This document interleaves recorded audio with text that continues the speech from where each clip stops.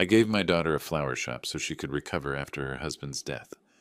But when I came for flowers, she was sobbing. Her mother-in-law had seized the shop, forced her to do the dirtiest work for free, and mocked her. I couldn't stand by. These thieves didn't know who they were messing with.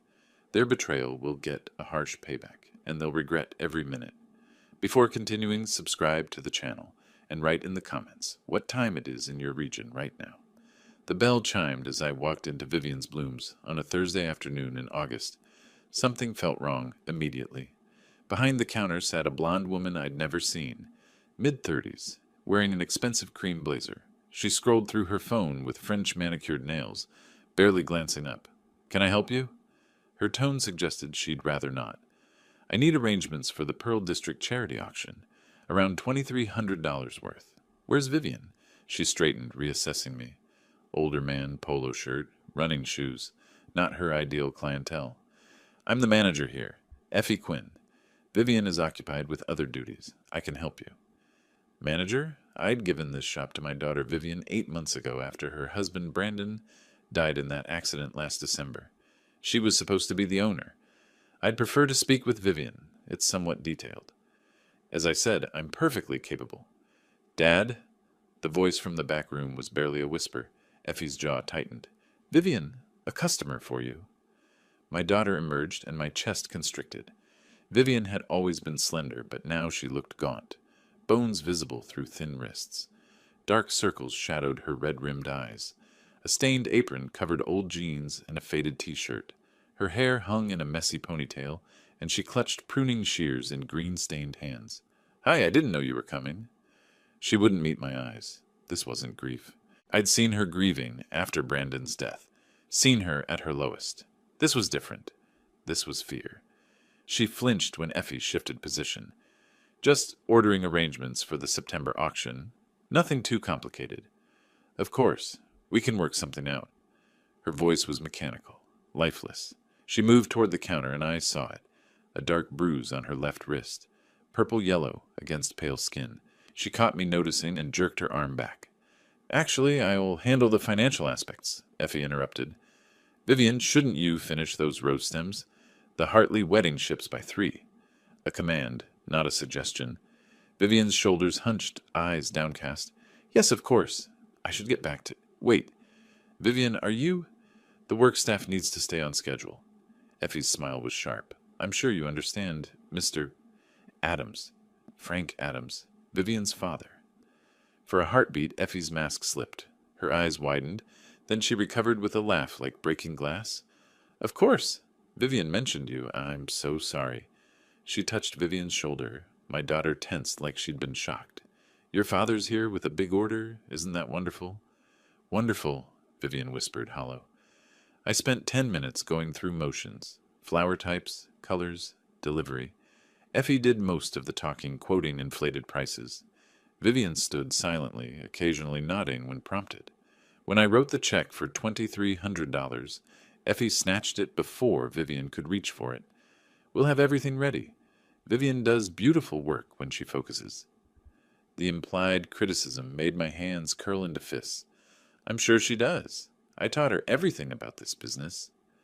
I left and drove to the coffee shop 2 blocks away. Something gnawed at me. 40 years as a certified public accountant had taught me to recognize patterns, to spot when numbers didn't add up. Nothing about what I'd witnessed added up. An hour later, I walked back, approaching from the side where I could see through the large front window. What I saw made my blood turn cold. A woman in her 60s stood center shop, finger jabbing toward Vivian's face. Authority, control, dominance radiated from her posture. Vivian's head was bowed, shoulders shaking, crying. In the corner, a thin man around 40 sat at the computer, clicking through bank statements, ignoring the scene. The older woman, Beatrice, Brandon's mother, was yelling. I couldn't hear through the glass, but Vivian shrank with each gesture. I'd given my daughter this shop to heal. Signed over the deed, transferred ownership, made everything legally hers. I'd wanted to give her purpose, independence, a fresh start. Instead, I was watching her destroyed in her own business. The man at the computer, Joachim, Brandon's brother, looked up briefly, smirked at something Beatrice said, then returned to the screen, counting money, tallying profits that belonged to my daughter. I stepped back before anyone noticed. My hands shook, but not from fear. From rage. Cold, calculated rage I'd learned to channel, over decades uncovering fraud, exposing people who thought they were untouchable. 40 years finding discrepancies in corporate ledgers, tracking money trails through shell companies, documenting evidence for court. I'd helped to bring down executives who'd embezzled millions. I'd prosecuted fraud schemes spanning multiple states. Now I would use every skill I'd acquired to dismantle whatever was happening in that flower shop. Nobody exploits my daughter's grief and walks away. I waited in my car outside the service entrance until 9 p.m. The front door opened. Beatrice, Joachim, and Effie emerged laughing, climbing into a silver Lexus that looked new. $35,000, $40,000 easily. They drove away. 5 minutes later, Vivian exited through the back, locking up. She moved slowly, exhausted. "Vivian!"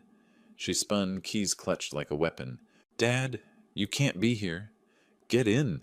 She hesitated, glanced around nervously, then climbed in. I drove, putting distance between us and the shop. "Tell me what's happening." "Nothing. Everything's fine."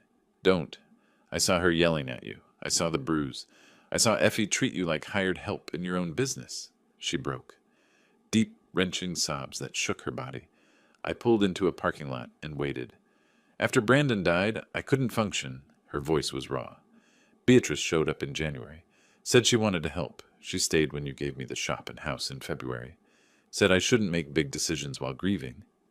I remembered that February morning, signing over the deed to the house on Quimby Street, 2,400 square feet, $685,000, transferring the business registration I'd wanted to give her security. "She was at Brandon's funeral," I said carefully.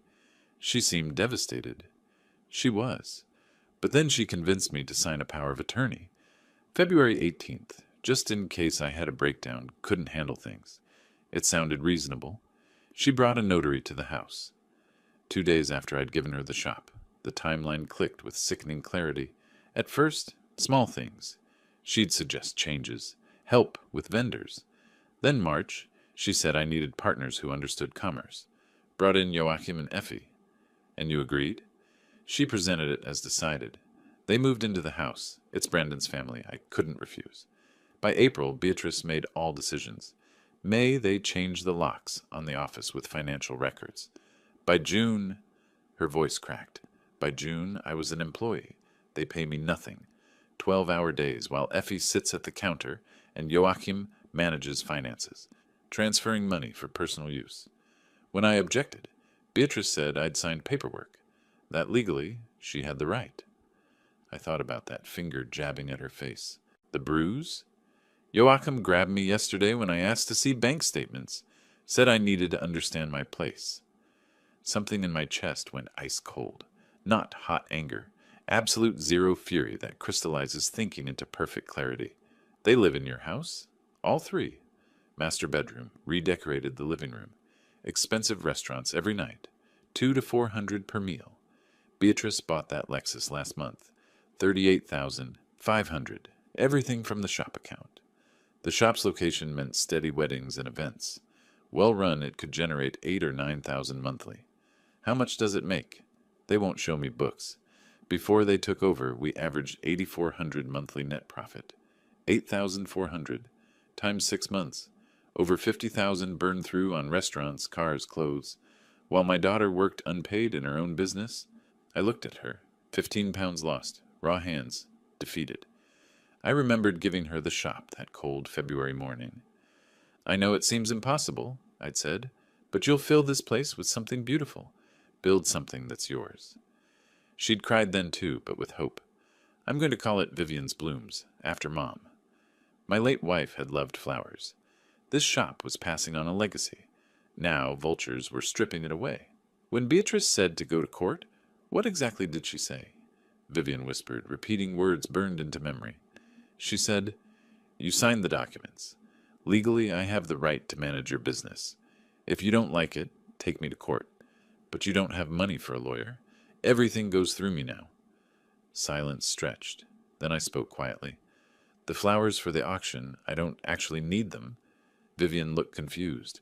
What I need are all the documents you signed. Every paper Beatrice had you sign. Can you get them? Maybe. Beatrice keeps them in the office filing cabinet. Get them. Photograph every page with your phone. Send them to me. She nodded slowly. Something flickered in her eyes. Not quite hope, but not complete despair. What are you going to do? I thought about 40 years tracking money, building cases, finding weak points in fraudulent schemes, people who'd underestimated a quiet auditor in reading glasses.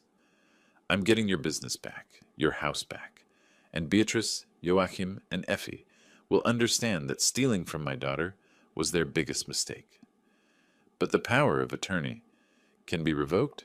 Oregon law says you can revoke any time if you're mentally competent, and you are. Depressed, exhausted, exploited. Yes, but competent. I looked at her directly. For 14 days, go to work and pretend nothing changed. Let them think they've won. Can you do that? She wiped her eyes. I saw a flash of the strong woman she'd been. Yes, I can do that. Good. Because in 14 days, I'm taking you out. And Beatrice Quinn will learn you don't steal from Frank Adams' daughter and walk away clean. I dropped her at her car and watched her drive to the house that should have been sanctuary. Then I sat, engine running, thinking. They'd made a fundamental error. Assumed a retired old man would be easy to deceive. That family obligation would keep Vivian compliant. That paperwork equals power. 4 decades in corporate auditing taught me one truth.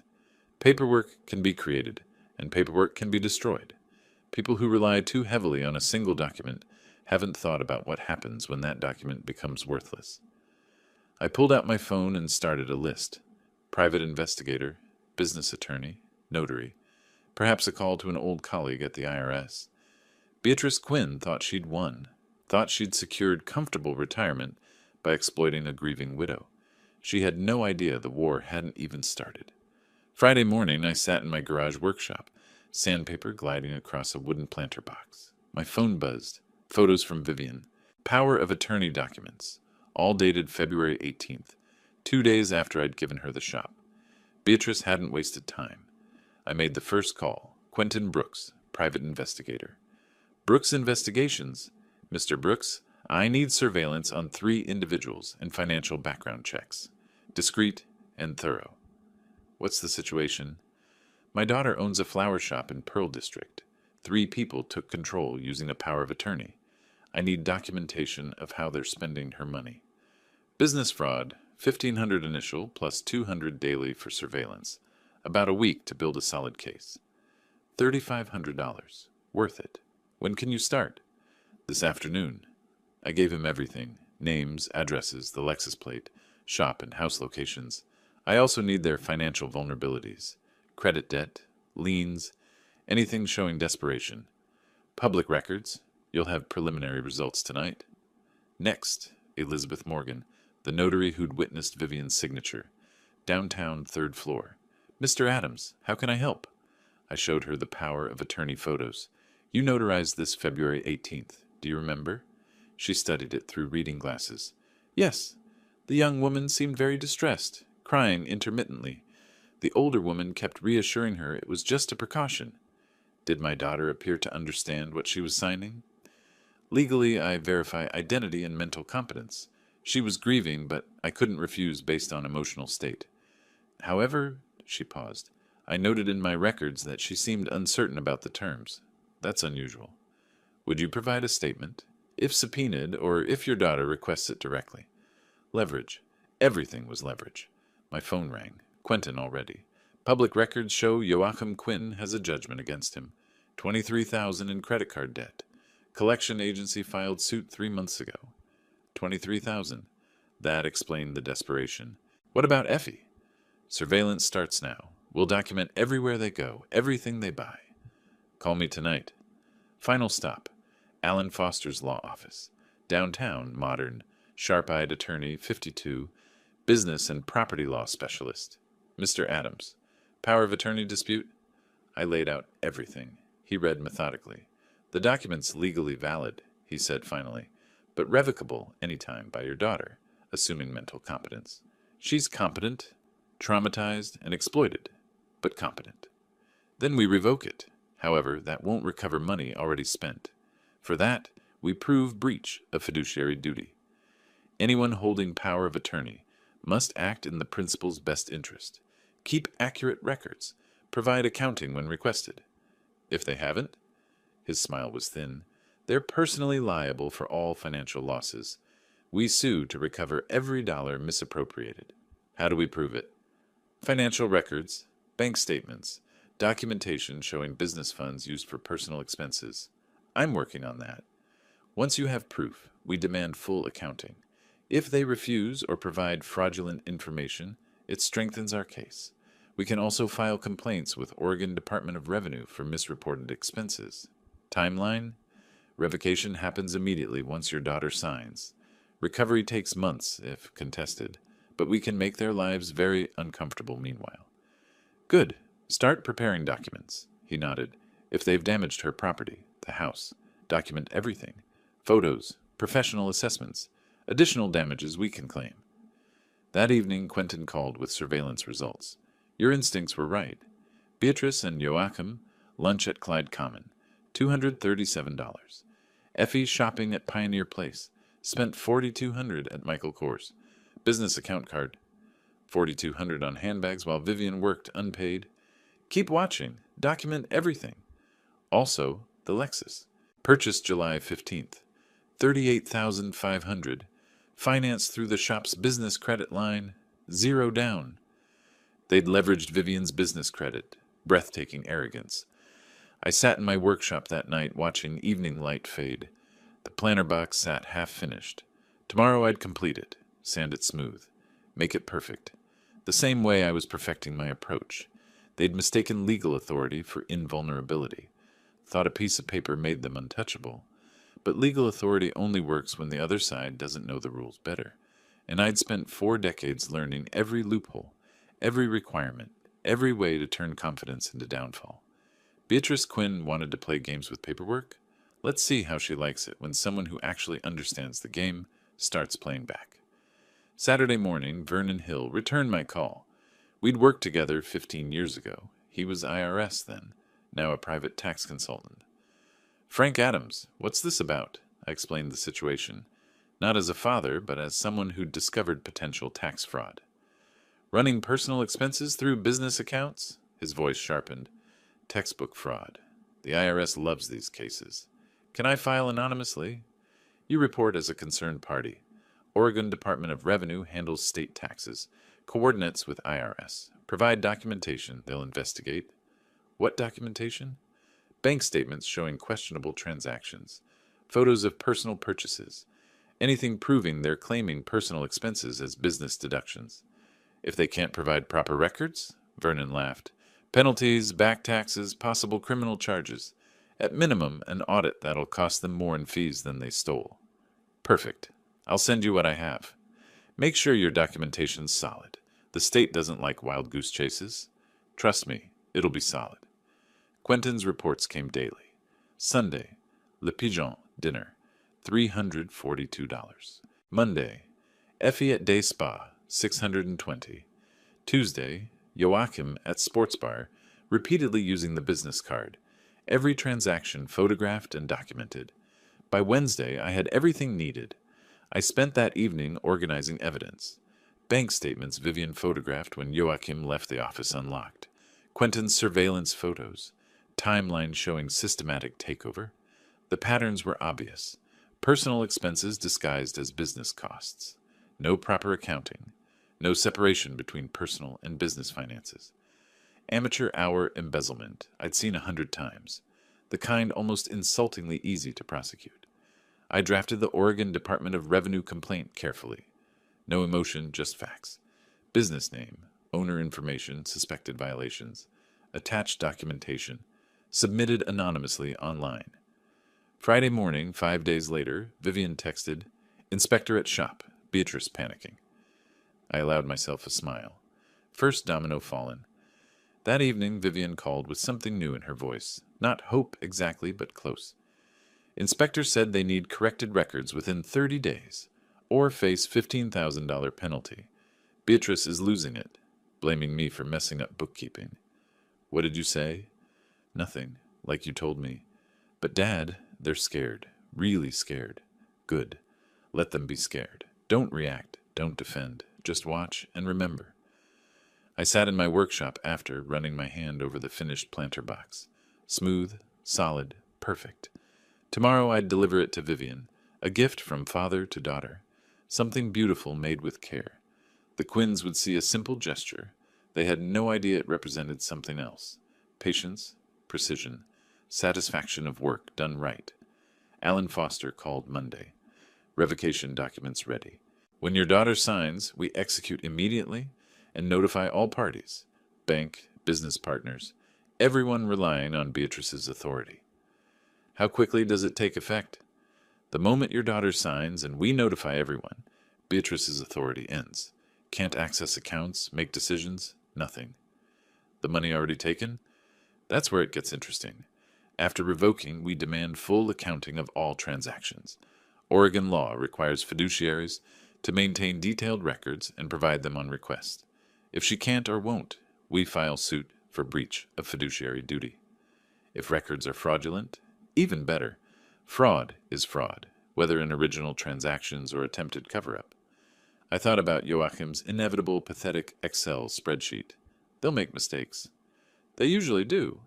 People clever enough to steal rarely think they'll need to defend themselves in court, so they get sloppy. When do we execute revocation? Whenever you're ready. But I'd suggest timing for maximum impact. If they're stressed about the tax audit, hitting them with sudden authority loss multiplies pressure. I considered this.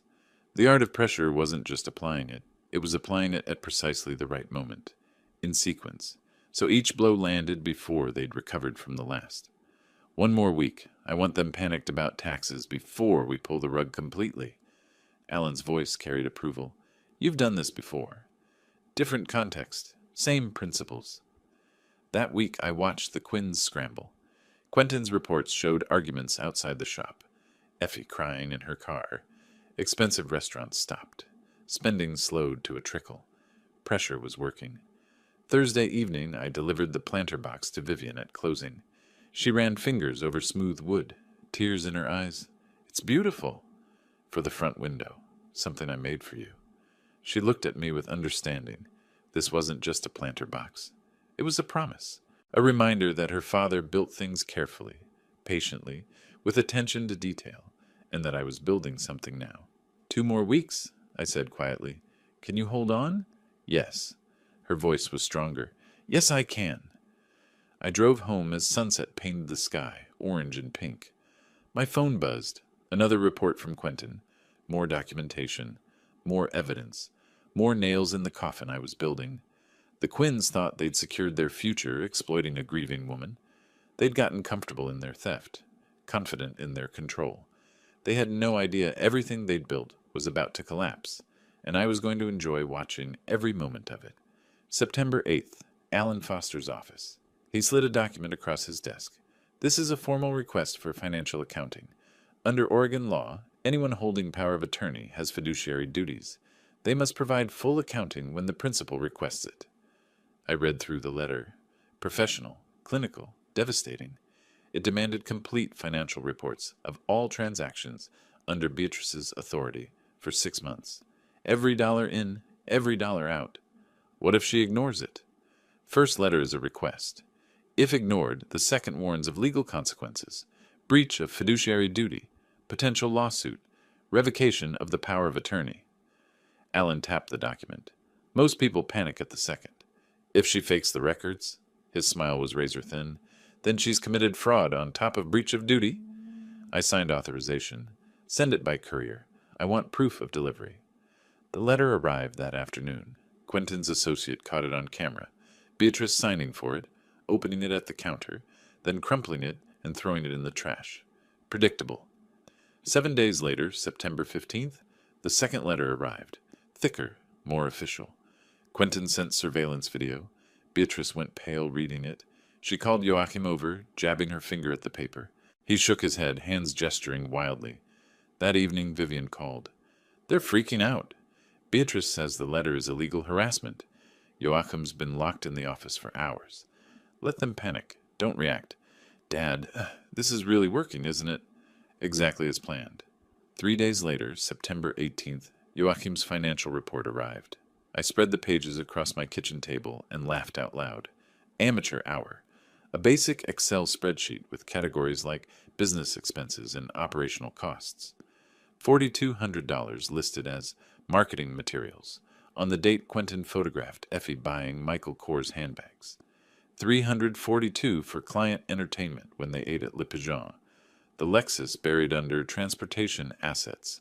Every personal expense categorized as business costs. No receipts, no logic. Monthly totals didn't match bank statements. I called Alan. I have their financial report. It's a joke. Send it over. This is exactly what we need. Quentin delivered his latest findings at a coffee shop. He slid a folder across the table. Joachim's in worse shape than we thought. $23,000 judgment. Collection agencies threatening wage garnishment. 3 maxed credit cards. Total debt around $37,000. Court date October 22nd. I opened the folder. Bank records, credit reports, court filings, all public, all legal. And Effie? Financing her lifestyle entirely through the shop. Past week alone, $6,200 on personal purchases, all on the business card. He pulled out another document. Lexus payment due October 1st. $1,400. If they can't access the account, they can't pay. The pieces fell into place with mathematical precision. The Quinns weren't just greedy, they were desperate. They'd built their lifestyle on Vivian's money, and now the foundation was cracking. Keep watching. I want to know when they realize they're trapped. That weekend, I finished another planter box in my garage. My phone buzzed. Alan. I've reviewed Joachim's report. Textbook fraud. I can tear this apart in 5 minutes in front of a judge. Next move? We demand a meeting to discuss discrepancies.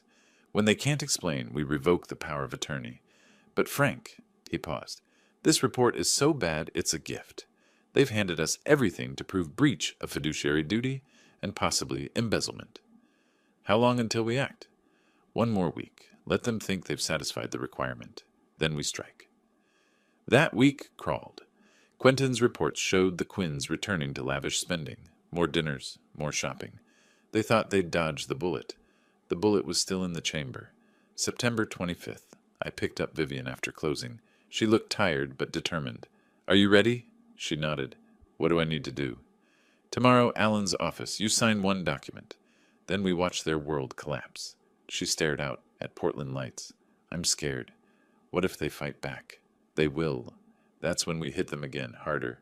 We have law, evidence, truth. They have lies and stolen money. This isn't a fair fight. It's a slaughter. Her smile was small but genuine. When did you become so ruthless? I'm not ruthless. I'm just very, very patient. And I've made absolutely sure that when we move, they have nowhere to run. I dropped her at her apartment. In my garage, the finished planter boxes sat in a neat row. 5 of them now, each representing a week of planning. A week of watching the Quinns dig themselves deeper. Tomorrow, we'd start filling those holes with cement. Alan Foster's office, 9 a.m. Vivian signed the revocation of power of attorney. Pen moving smoothly, her signature, date, witnesses. Beatrice Quinn's legal authority evaporated. I'll file this morning, Alan said. Certified copies go to the bank, all vendors, Oregon Department of Revenue and Beatrice. By noon, her access to your accounts terminates. Vivian looked at me. Something fierce had awakened. How long until they know? Beatrice will try to access the account this afternoon. That's when the bank tells her. We drove to the shop. I'd hired security. Marcus, former military, 6'3", the kind of presence that makes people think twice. He was already stationed outside. 3 people will show up angry, I told him. Don't let them near Vivian. Vivian unlocked her shop. For the first time in months, she walked through as actual owner. We changed the office locks. She changed all passwords. Feels strange, she said quietly, like I'm taking back something that was always mine. You didn't forget. They made you forget. Now you're remembering. 3 p.m., Vivian called. The bank just called Beatrice. I heard her screaming. She's calling me now. Don't answer. 5 minutes later, forwarded voicemail. Vivian, What have you done? The bank says I can't access the account. This is illegal. You signed documents. Call me right now." The panic in her voice was delicious. 20 minutes later, Quentin sent video. The Quinns' car pulling up. All three piling out. Beatrice red-faced, Joachim murderous, Effie crying. They rushed the door. Marcus stepped in front. I couldn't hear the exchange, but body language told the story. Beatrice jabbing her finger. Marcus shaking his head. Joachim trying to push past. Marcus's palm flat against his chest, stopping him cold. Alan Foster stepped from his car, timing perfect. He walked up carrying a leather folder, expression professionally neutral. I arrived as they moved inside. Marcus had let them in, under supervision. They stood in the middle of the flower shop like invaders. Beatrice saw me first, eyes wide, then narrow. You put her up to this." "I simply explained to my daughter that she has rights." Alan opened his folder. "Mrs. Quinn, as of 9 a.m., the power of attorney has been formally revoked. Under Oregon law, the principal has absolute right to revoke such authorization. The revocation is legal and final." Beatrice's face went red to white to blotchy purple. "This is illegal. I have rights. We have a contract."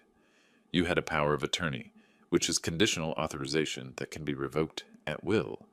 It has been revoked." Alan's voice never changed pitch. "You no longer have any authority over Ms. Adams Quinn's business or finances." Joachim stepped forward, his hands clenched, jaw tight. "You can't just kick us out." "You were managing under authority that no longer exists," Alan said. "As of now, you're trespassing. Miss Adams Quinn is offering courtesy of leaving voluntarily. If you refuse, she'll call police." Effie's voice came out shrill. "This is insane. We gave up everything to help her." I couldn't help myself. "From what I've seen, Vivian did the work while you three spent the profits." "You abandoned Vivian." Beatrice's voice shook. "You gave her this shop and disappeared. We were here." "I gave her this shop and house as gifts, not payment for your services. You exploited her grief, manipulated her, then stole for 6 months. That ends today." Vivian stepped forward. "You need to leave. Now." Beatrice's face crumpled with rage. "We'll sue. We'll take everything."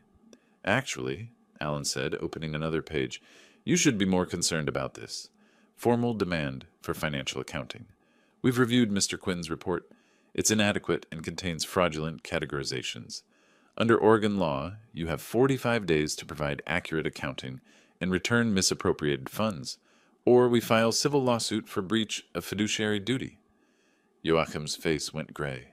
Actual gray, like blood drained out. His mouth opened, closed. Eyes darting to Beatrice, to Alan, to me. "How much?" "Preliminary estimates suggest approximately $47,300 in unauthorized personal expenditures," Alan said. Effie made a sound like a wounded animal. $47,000? That's not... "You bought a Lexus on the business credit line," I said. $38,500. Michael Kors handbags, fancy dinners, spa treatments. Adds up fast. Beatrice looked at me. I'd seen that look in corporate boardrooms. From executives who just realized their scheme was discovered. Pure calculation, trying to find an angle. She found nothing. "We'll fight this," she said, voice uncertain now. "We have 6 months of bank records, surveillance photos, and your son's fraudulent financial report. We have everything." I glanced at Alan. How did he categorize the Lexus again? "Transportation assets." Joachim's hands shook. He shoved them in pockets. "Mom, we should go. Right now." "Listen to your son," I said. "Leave voluntarily, because if Marcus escorts you out, things get really unpleasant." Beatrice drew herself up. "This isn't over." I watched her eyes. The panic underneath bravado. She knew. They left. Beatrice first, shoulders rigid. Joachim gray-faced. Effie crying openly, her Instagram-perfect life collapsing. The door closed. Silence filled the shop. Vivian exhaled. "They're really gone?" "From here, yes. Still in your house, but not for long." I put my hand on her shoulder. "You did it." "We did it," she corrected, then smiled. Genuine, the first since Brandon died. "Did you see Joachim's face when Alan said 47,000? Like he'd been hit with a brick?" We laughed.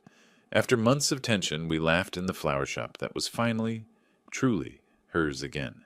September 30th. Alan sent the notice to terminate tenancy via certified mail. Under Oregon law, they were guests who'd overstayed their welcome. No lease, no rent payments, no legal right to remain in Vivian's house. 30 days to leave. I expected resistance. Beatrice didn't disappoint. October 1st, Vivian's phone rang. I was with her at the shop, helping reorganize the office they'd locked her out of for months. Files everywhere, passwords changed back, finally restoring order. "It's Beatrice," Vivian said, showing me the screen. "Put it on speaker." "Vivian," Beatrice's voice dripped with wounded dignity, "I just received a horrible letter from your lawyer." "Eviction? How could you do this to me?" "It's my house, Beatrice. You need to leave." "This was Brandon's house, my son's house. You're throwing your dead husband's mother into the street. Have you no shame?" Vivian's hand trembled slightly. I put my hand over hers, steadying it. She took a breath. "Brandon's gone," Vivian said, voice stronger than I expected. "The house is mine. Dad gave it to me. You have 30 days to find somewhere else. We'll fight this. We have rights. We've been living there for months. That establishes tenancy. My lawyer says—" I leaned toward the phone. "Actually, Beatrice, it doesn't. Oregon law is very clear on this point. Without a written lease or rental agreement, without paying rent, you're guests, and guests can be asked to leave at any time." Silence on the line. Then, "Frank?" Her voice turned poisonous. "This is all you're doing, isn't it? You're destroying this family, turning my own daughter-in-law against me. I'm protecting my daughter from people who've been stealing from her for 6 months. There's a big difference." She hung up hard enough that the phone made a sharp sound through the speaker. "That went well," Vivian said with a shaky laugh. 3 days later, Alan called me. Beatrice hired an attorney, Donald Mercer, bottom-tier estate lawyer, probably charging her $200 an hour to tell her exactly what she wants to hear. Which is?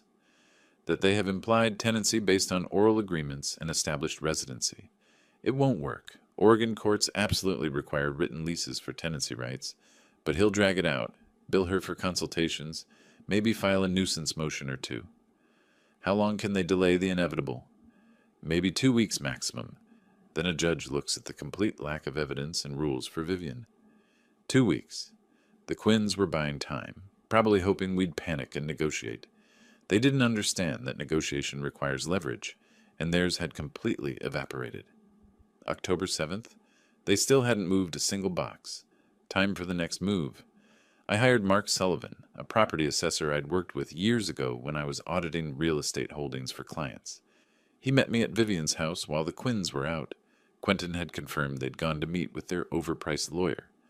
Mark walked through the house methodically with his camera and clipboard, documenting everything. The master bedroom looked like a hotel room after a rock band had stayed there for a month. Stains on the carpet, burns on the dresser where someone had carelessly set down hot items. The bathroom mirror had a crack running through it.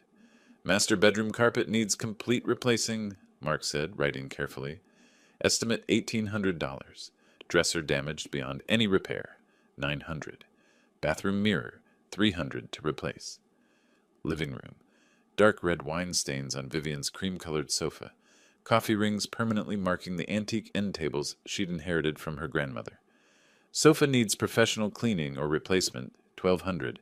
End tables require professional refinishing, $800 minimum." The kitchen was somehow even worse. Grease splattered on walls they'd apparently never bothered to clean. A broken cabinet handle. Scorch marks on the beautiful granite counter. By the time Mark finished his thorough inspection, the total damage was $8,700. "I'll have the official written report by tomorrow morning," he said, closing his folder, "complete with photos, itemized damages, and contractor estimates for every repair." "Perfect. Send it directly to Alan Foster's office." That same evening, Alan filed a civil claim for property damage. The Quinns didn't just need to leave. They now owed Vivian substantial money for what they'd destroyed. If they refused to pay, we'd get a court judgment and start garnishing whatever assets they had left. The Lexus, Effie's designer handbags, whatever they'd managed to buy with Vivian's money. October 10th. Quentin sent me a video clip. Joachim had shown up at the flower shop, pacing outside like he wanted to start something. Marcus, our security guard, stood firmly at the door. I was in my workshop when Vivian called, voice tight. "Joachim's here. He says he wants to talk to me. Marcus won't let him inside. I'm on my way. Don't engage with him. I arrived in 15 minutes. Joachim stood outside on the sidewalk, pacing like a caged animal. When he saw me climbing out of my car, his face darkened with barely contained rage. "This is between me and Vivian," he said. "Everything involving my daughter is between you and me now," I said calmly, walking up to stand next to Marcus. "You've poisoned her against us. We helped her. We took care of her when she had nothing. You stole from her? There's a significant difference between those two things." His hands clenched into fists at his sides. Marcus stepped forward slightly, just a subtle reminder of his presence and capability. Joachim noticed and backed up half a step despite himself.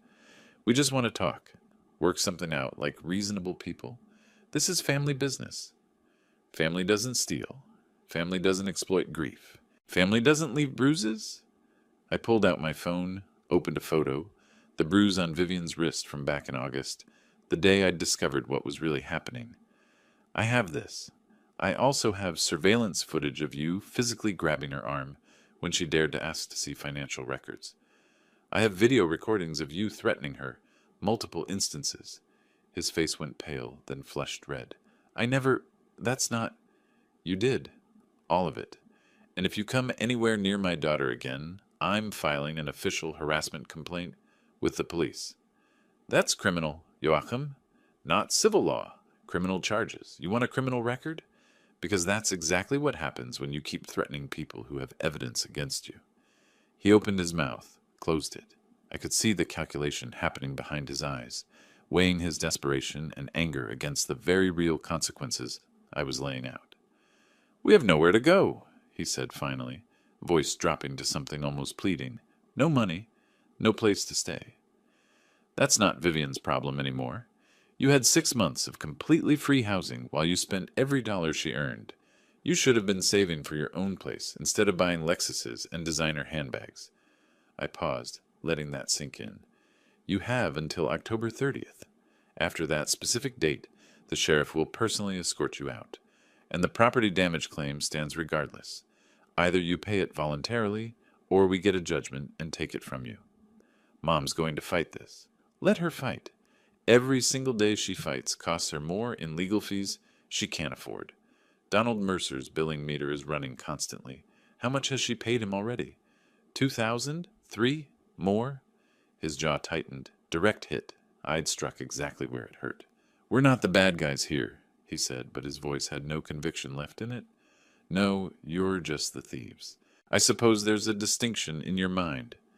He stood there another long moment, visibly deflated, then turned and walked back to his car without another word.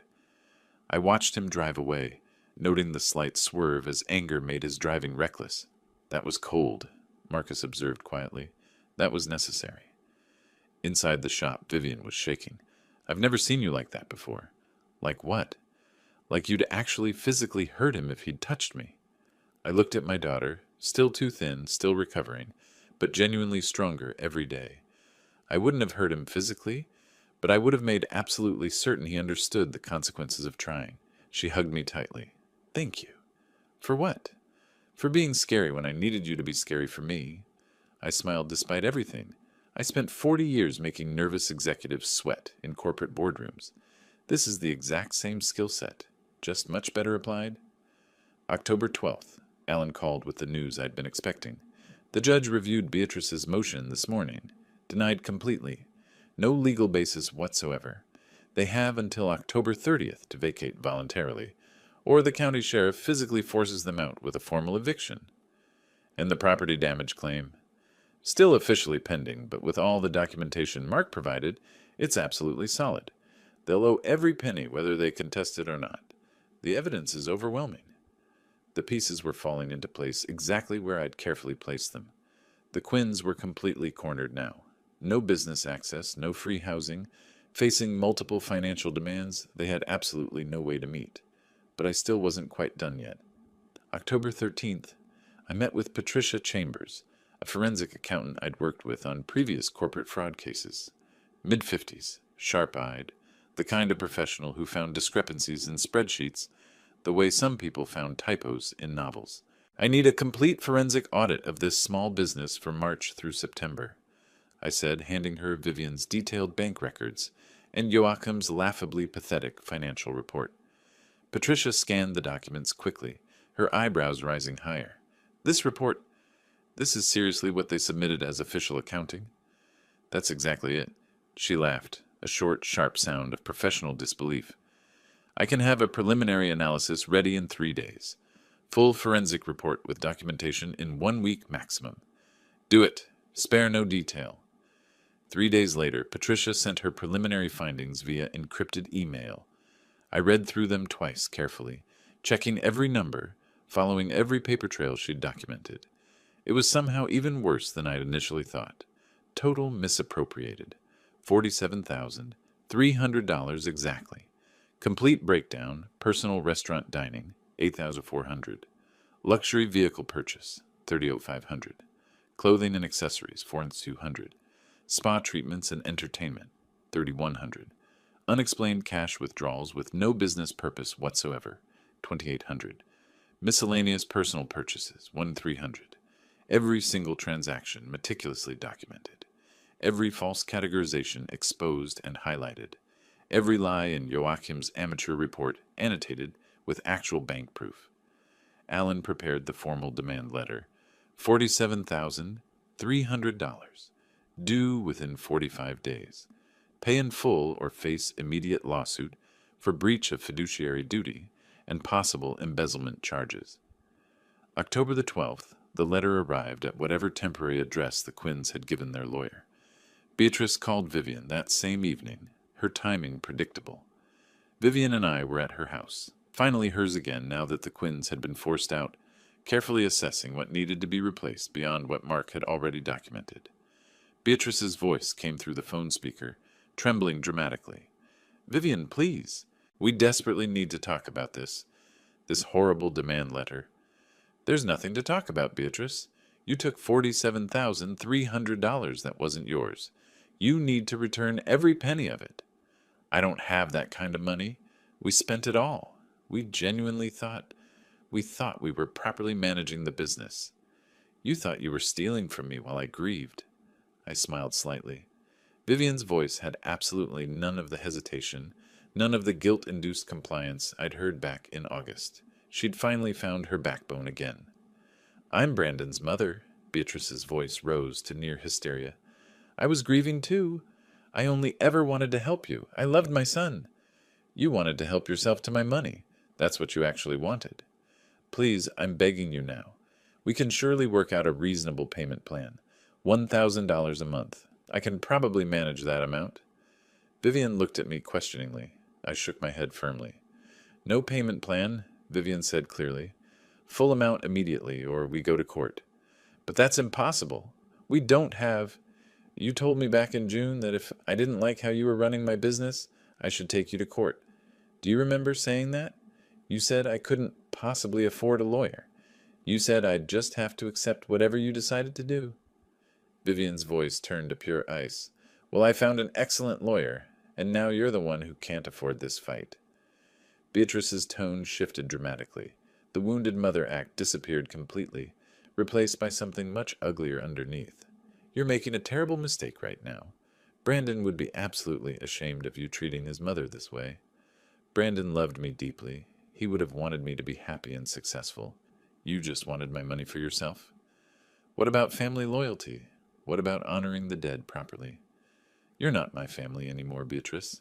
You permanently lost that right when you physically grabbed my wrist hard enough to leave a bruise, when you locked me out of my own office, when you forced me to work 12-hour days completely unpaid, while you spent every cent of my profits on yourselves. I'll tell everyone what you've done. Everyone in this city will know you threw your poor grieving mother-in-law out into the street. Go ahead and tell everyone. Please do. I have 6 complete months of bank records showing exactly where every dollar went. I have a professional forensic audit from a certified accountant. I have a fraudulent financial report with your son's signature on it. Tell absolutely everyone. I genuinely love for people to know what you really are underneath." Complete silence on the line. Then Beatrice hung up without another word. Vivian sat down heavily on the repaired sofa. Did that really just happen? Did I actually say all that to her? You just won, I said firmly. Completely and totally. She's going to keep fighting, though, isn't she? She's certainly going to try. But she has literally no ammunition left. No money, no leverage, no legal ground whatsoever to stand on. She's finished. October 15th. Beatrice's overpriced lawyer filed an official response to the civil claim, a desperate 30-page document that basically argued the Quinns had reasonably believed they were legally entitled to manage the business funds as they saw fit, and that any misuse was simply unintentional misunderstanding rather than deliberate fraud. Alan sent me a copy. I read it carefully in my workshop while sanding yet another new planter box for Vivian's shop. This is pure desperation, Alan said over the phone, sounding almost amused. They're throwing absolutely everything at the wall and desperately hoping something, anything, will stick. Will any of it actually work? Not even a remote chance. Intent doesn't matter at all in breach of fiduciary duty cases. They had clear legal obligations. They failed to meet those obligations. They misappropriated funds. That's the entire case. The evidence is overwhelming. So what happens now in the process? We file for summary judgment. With Patricia's complete forensic report, the obviously fraudulent accounting Joachim submitted, and 6 months of detailed bank records, there's absolutely no factual dispute possible. The judge will rule in our favor without even requiring a full trial. What's the timeline?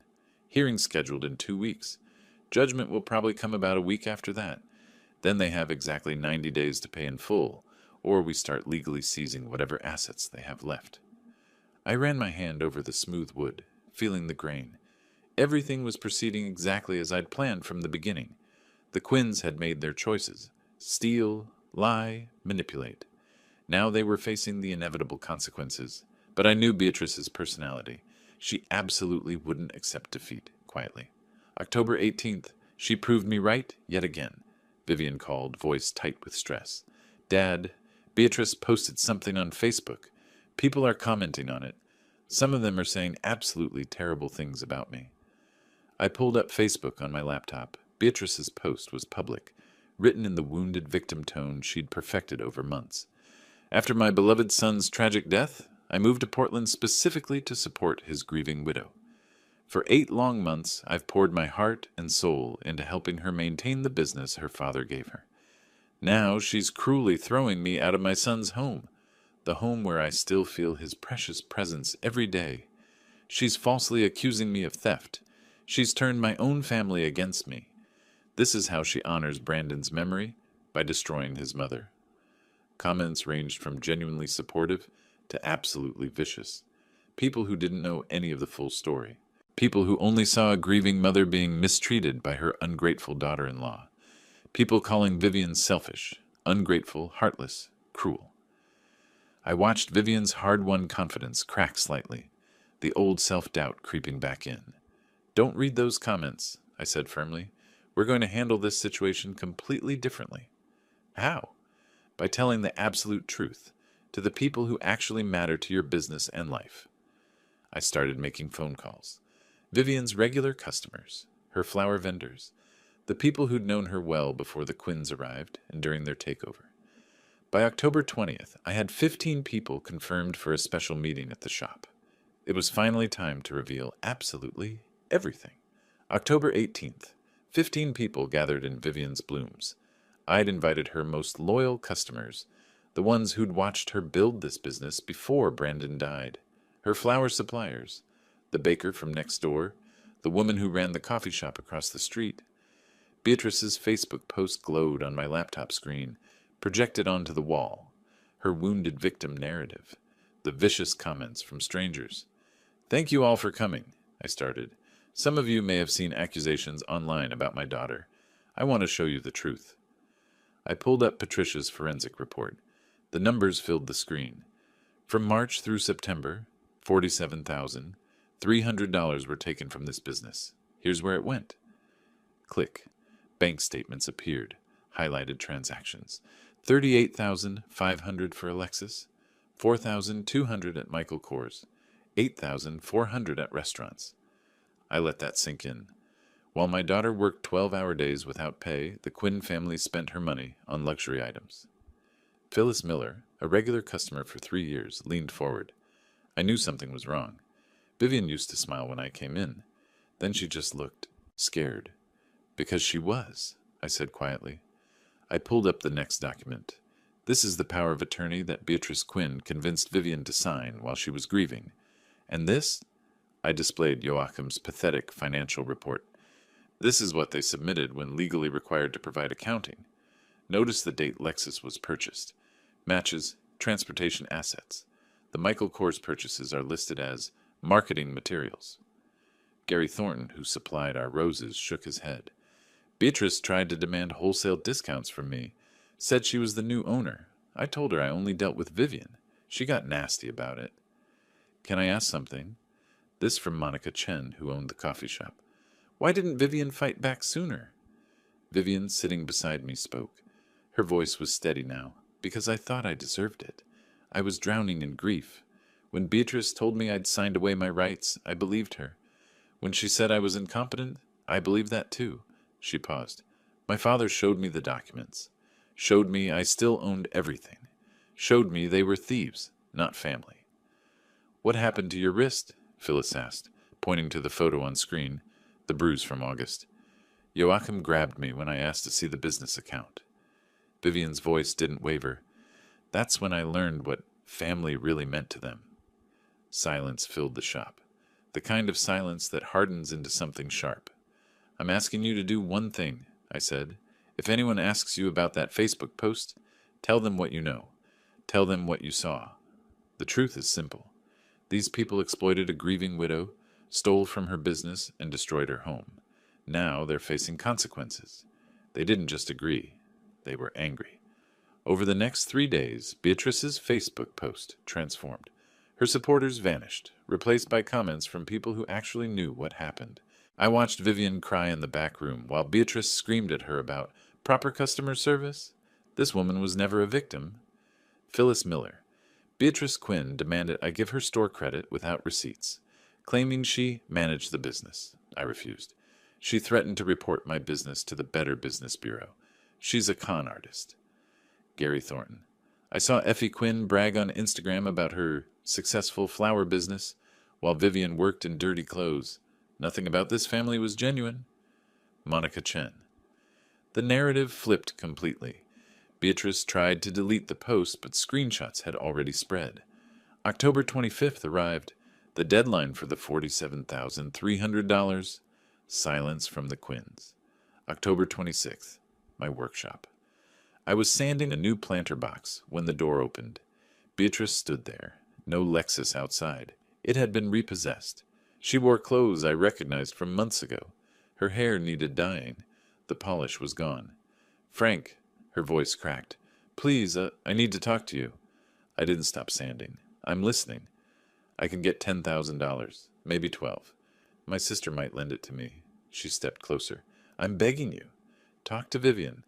Tell her to accept partial payment. I'll pay the rest over time. No. Please. I'm Brandon's mother. Doesn't that mean anything? I set down the sandpaper and looked at her directly. You thought my daughter would be easy to break because grief made her weak. You thought an old man couldn't do anything about it. I picked up the planter box, examining the joints. But you forgot something. I spent decades finding people who steal and lie for a living, corporate executives who thought they were clever. They all made the same mistake you did. They underestimated the auditor. I made mistakes, but I'm not a criminal. You took $47,300 that wasn't yours. You filed false financial reports. You breached fiduciary duty. I set down the box. Those aren't mistakes, Beatrice. That's theft. That's fraud. The difference between you and good criminals is that good criminals know when to stop. What do you want from me? Nothing. I want you to face what you did. I returned to my sanding. Alan files the lawsuit tomorrow. See you in court. She stood there, deflated, then left without another word. October 27th, Alan filed the civil suit. Court date, November 2nd. November 2nd. I didn't attend. Neither did Vivian. Alan represented us with a briefcase full of evidence. Patricia's forensic report, bank statements, Joachim's fraudulent accounting, damage assessments, surveillance footage. The Quinns showed up without a lawyer. Donald Mercer had dropped them when the evidence became overwhelming. The hearing lasted 90 minutes. Alan called me afterward. Total victory. Judge reviewed the evidence. Asked the Quinns if they disputed any facts. They couldn't. Beatrice tried claiming emotional distress and grief. Judge shut it down. Said fiduciary duty doesn't have an emotional exemption. Judgment? $47,300 due within 90 days. If unpaid, we can seize assets. Her jewelry, any vehicles, bank accounts, plus $5,400 in court costs. Total, $52,700. And restraining order granted. None of them can come within 100 feet of Vivian or the shop. Violation means arrest. I smiled. Perfect. November 15th, late afternoon. I delivered a finished planter box to Vivian's blooms. The shop looked different. Alive. 2 new employees worked the counter, Sarah and Miguel, both eager and well-trained. Fresh flowers filled every surface. Customers browsed happily. The cash register actually rang. Vivian saw me and smiled. A real smile, not the broken thing I'd seen in August. Another masterpiece? She took the planter box, running her fingers over the smooth wood. Oak. Should last 20 years. Like the others. She set it on the counter. Dad, I want to show you something. She pulled up her laptop, the business account. Revenue charts trending upward. Expenses properly categorized. Everything organized. Professional. Clean. We're on track for $9,200 this month. I hired an accountant to keep the books right. Sarah handles customers. Miguel does arrangements. I actually manage instead of just surviving. Proud of you. I got an email yesterday. She switched screens. From the Department of Revenue. The audit's closed. No violations found. They noted significant improvement in record-keeping under new management. I laughed. New management. That's one way to put it. The bell over the door chimed. We both looked. Beatrice walked past outside on the sidewalk. She didn't look in. Her coat was old, worn at the elbows. No jewelry visible. She walked quickly, head down, heading toward the bus stop. Her Lexus got auctioned last week, Vivian said quietly. Sold for $32,000. Applied to the judgment. She still owes $20,700. She'll pay it, or they'll take her jewelry next. Does it feel good, watching her like this? I considered the question carefully. No, but it feels right. Justice isn't about feeling good. It's about balance. She took from you. Now she pays back. That's how it works. Vivian watched Beatrice disappear around the corner. I don't hate her anymore. I just don't care. She's not in my life. She can't hurt me. That's enough. That's growth. She hugged me. Thank you for giving me my life back. I only showed you it was still yours. You did the hard part, taking it back. November 20th, the enforcement hearing. Beatrice had missed the first payment deadline. Alan had filed for asset seizure. The judge wanted to hear her explanation.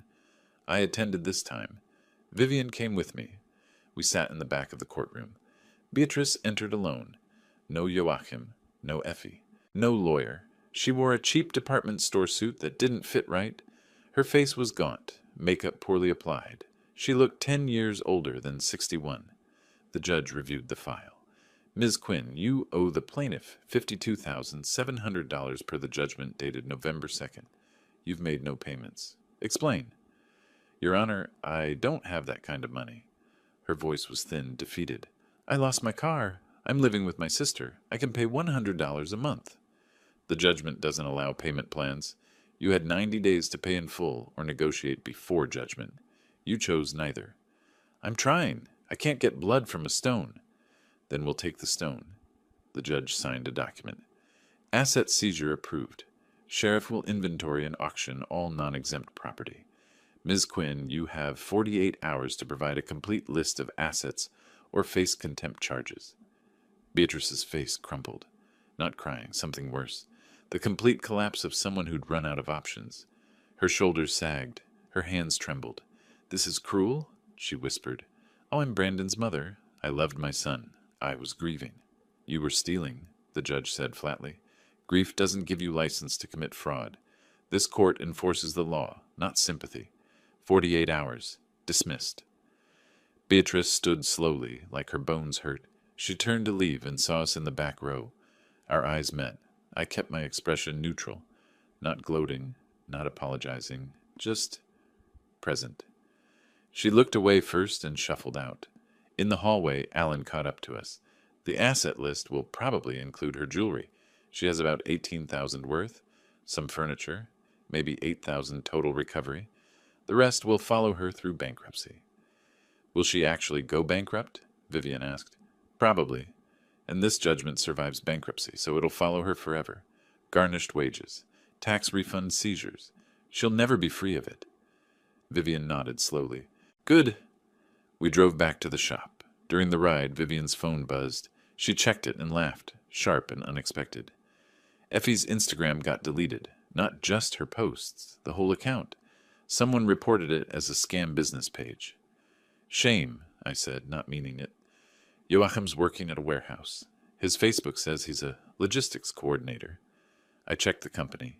He loads trucks for $15 an hour. That's 15 more than he earned stealing from you.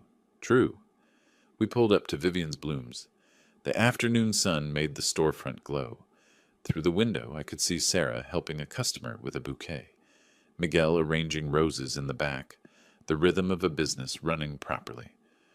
Come inside, Vivian said. I want to show you something. Inside, she led me to the office, the one they'd locked her out of for months. Now it was hers again. Organized files, clean desk, her name on a nameplate. She pulled out a framed document from her desk drawer, the deed to the shop, her name in bold letters, signed by me last February.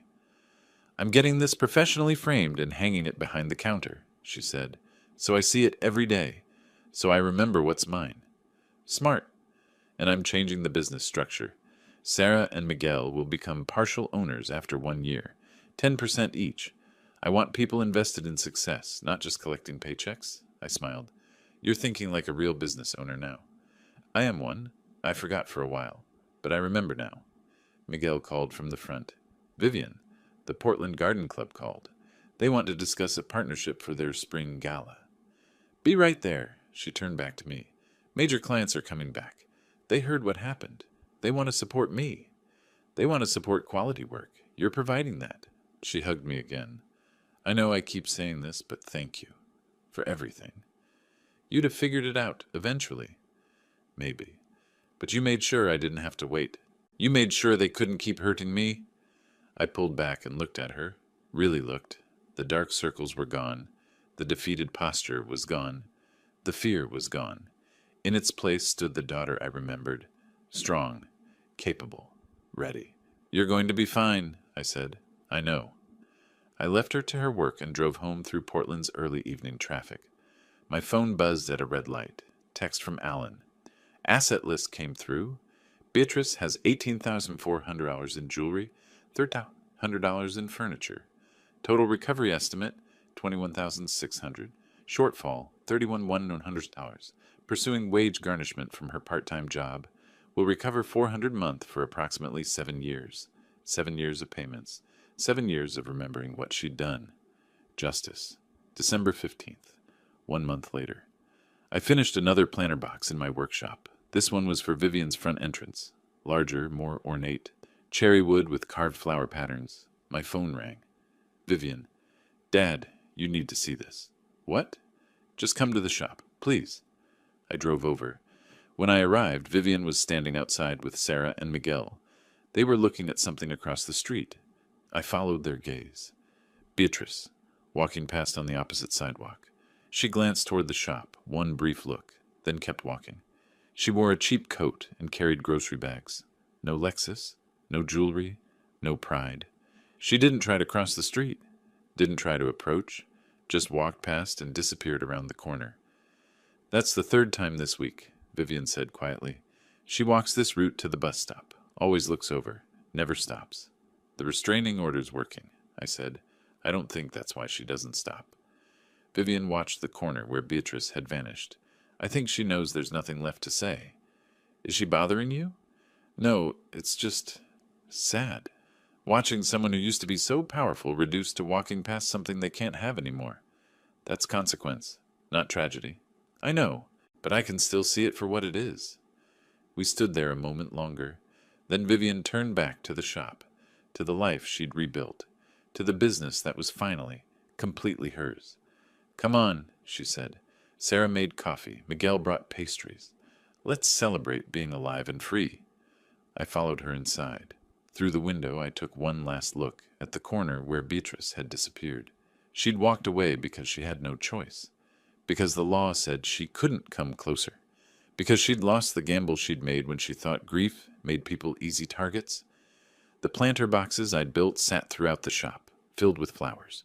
Each one represented a week of planning, a week of patience, a week of knowing that justice isn't fast, it's thorough. Vivian handed me coffee. We sat in her office, surrounded by the business she'd saved. "So," she said, "what's next for you?" "I have 6 more planter boxes to build. The charity auction wants custom pieces." "Besides that," I smiled, "same thing as always. Woodworking, reading, maybe teaching a financial literacy class at the community center. Someone should teach people how to spot fraud before they fall for it." "You'd be good at that." "I've had practice." We drank our coffee. Outside, Portland moved through its December afternoon. Customers came and went. Sarah rang up sales. Miguel arranged flowers. The business hummed along like it should have all along. Vivian's phone chimed. She checked it and smiled. Quentin just sent his final bill, $3,500 for surveillance. Says it's the most satisfying case he's worked in 5 years. Worth every cent. Absolutely. The shop bell chimed. A customer entered, asking about wedding arrangements. Sarah handled it smoothly, pulling out sample books, asking questions, building rapport. This was what success looked like. Not dramatic, just steady, just right. I finished my coffee and stood. I should go. "Let you work." "Hey, Dad." "Yeah?" "Next time I'm having a problem, I'll tell you sooner." "Good plan." I drove home through streets decorated with early holiday lights. My phone sat silent. No crisis calls, no emergency meetings, no battles to fight. The story was over. The theft had been exposed, prosecuted, punished. The victim had become the victor. The criminals faced their consequences. Justice, as it turned out, wasn't complicated. It just required patience, documentation, and the willingness to see things through to the end. I'd given my daughter a flower shop. She'd lost it to thieves. And together, we'd taken it back. That was enough.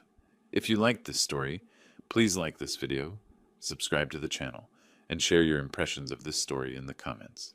To listen to the next story, click on the box on the left. Thank you for watching.